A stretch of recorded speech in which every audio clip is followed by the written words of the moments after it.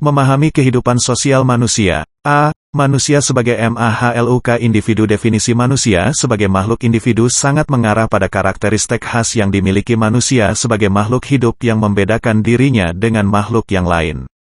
Karakter khas yang miliki setiap individu yakni meliputi fisik, kepribadian, yaitu sifat yang khas yang dimiliki seseorang. Sebagai makhluk individu, manusia mempunyai keinginan, kebutuhan, kebiasaan, cita-cita yang berbeda antara satu dengan yang lainnya.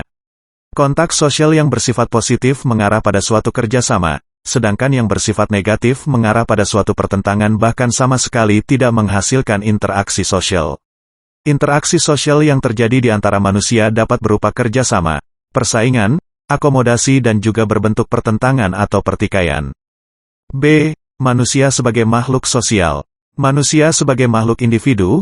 Manusia juga disebut sebagai makhluk sosial yang berarti manusia memiliki kebutuhan dan kemampuan serta kebiasaan untuk berkomunikasi dan berinteraksi dengan manusia lain, atau dengan kata lain manusia takkan bisa hidup tanpa bantuan orang lain. Dengan demikian kita senantiasa saling bekerja sama demi kelangsungan hidup ini.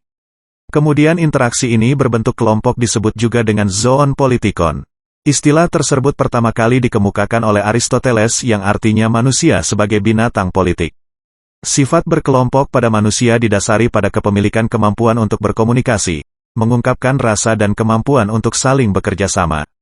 Selain itu juga adanya kepemilikan nilai pada manusia untuk hidup bersama dalam kelompok.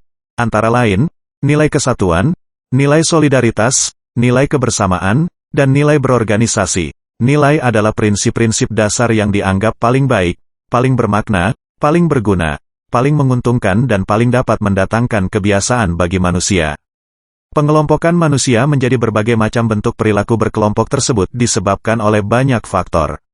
Menurut Smelser, faktor determinan dari perilaku kolektif manusia adalah A. Kesesuaian struktural yaitu struktur sosial masyarakat dapat menjadi faktor penunjang atau penghambat munculnya perilaku berkelompok manusia. Dalam kenyataannya masyarakat tradisional yang sederhana lebih sulit melahirkan perilaku berkelompok dibandingkan dengan masyarakat modern. B. Ketegangan struktural yaitu pencabutan hak dan kekhawatiran akan hilangnya sesuatu sebagai penyebab timbulnya perilaku berkelompok manusia. Perasaan adanya ketidakadilan mendorong banyak orang untuk melakukan tindakan ekstrim. Kelas sosial bawah, kelompok minoritas tertekan, kelompok yang hasil jerih payahnya terancam, serta kelompok sosial atas yang khawatir akan kehilangan hak-hak istimewanya merupakan manusia yang secara struktural berkemungkinan melahirkan perilaku kolektif.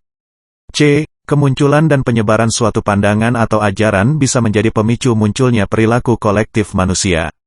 D. Adanya faktor pemercepat, yaitu perilaku ucapan dan gerakan yang menjadi pemicu munculnya perilaku kolektif.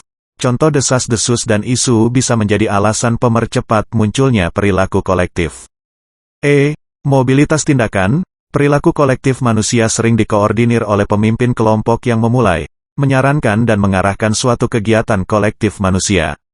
F. Kontrol sosial masyarakat, semua perilaku kolektif manusia baik yang merusak maupun yang membangun pada dasarnya banyak dipengaruhi oleh kinerja dari lembaga kontrol sosial masyarakat seperti pemimpin, polisi, propaganda dan berbagai lembaga kontrol sosial lain yang ada dalam masyarakat. C. Interaksi sosial. Interaksi sosial merupakan hubungan-hubungan sosial yang dinamis yang menyangkut hubungan antara orang perorangan, antara kelompok-kelompok manusia, maupun antara perorangan dengan kelompok. Dari pengertian tersebut, dapat dibedakan pola-pola interaksi sosial dalam kehidupan sehari-hari, yaitu dalam wujud sebagai berikut.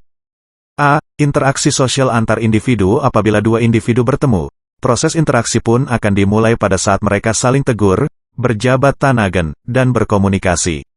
B. Interaksi sosial antara individu dan kelompok. Wujud interaksi sosial semacam ini dapat ditunjukkan pada contoh seorang guru yang mengadakan kegiatan belajar mengajar di kelas.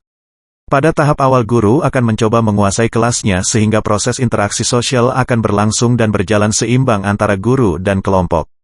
C. Interaksi sosial antar kelompok manusia. Bentuk interaksi semacam ini menunjukkan bahwa kepentingan individu dalam kelompok merupakan suatu kesatuan dan berhubungan dengan individu dalam kelompok lain. Dari pola-pola interaksi tersebut dapat disimpulkan bahwa interaksi sosial mempunyai ciri-ciri sebagai berikut. 1. Jumlah pelakunya lebih dari satu orang. 2. Adanya komunikasi antar pelaku dengan menggunakan simbol-simbol. 3. Adanya dimensi waktu yang meliputi masa lalu, masa kini dan masa yang akan datang. 4. Adanya tujuan yang akan dicapai dari hasil-hasil interaksi sosial tersebut. D. Faktor-faktor pendorong interaksi sosial menurut Sujono Sukanto. Minimal ada 4 faktor pendorong terjadinya interaksi sosial dalam masyarakat, yaitu imitasi, sugesti, identifikasi, simpati. A. Imitasi adalah proses peniruan tingkah laku orang lain untuk diterapkan pada diri seseorang yang meniru proses tersebut. Contoh, orang akan meniru orang lain yang dianggap memiliki daya pesna lebih tinggi dan pantas untuk ditiru, seperti cara berpakaian, bergaul, bertingkah dan berpidato. B. Sugesti adalah suatu pendapat, saran, pandangan atau sikap yang dierikan seseorang kepada orang lain dan diterima tanpa disertai daya kritik. Pada umumnya sugesti diperoleh dari hal-hal berikut. 1. Orang yang berwibawa seperti ulama, kiai, dai, orang tua dan pemimpin negara. 2. Orang yang mempunyai kedudukan tinggi, seperti presiden, wakil presiden, panglima TNI, gubernur, bupati dan lain sebagainya. 3. Kelompok selebriti seperti artis film, penyanyi, penari. 4. Iklan di media massa, bak media cetak maupun elektronik. 5. Kelompok mayoritas atau yang berkuasa terhadap kelompok minoritas yang dikuasai. C. Identifikasi merupakan suatu kecenderungan dalam diri seseorang untuk menjadi sama dengan pihak lain. Identifikasi mempunyai sifat lebih mendalam daripada imitasi, karena kepribadian seseorang dapat terbentuk melalui proses ini. D. Simpati adalah proses di mana seseorang merasa tertarik pada pihak lain. Dalam proses ini perasaan seseorang memegang peranan sangat penting karena ia merasakan bahwa dirinya seolah-olah berada di keadaan yang dialami orang lain dan merasakan apa yang dilakukan, bahkan yang diderita oleh orang lain.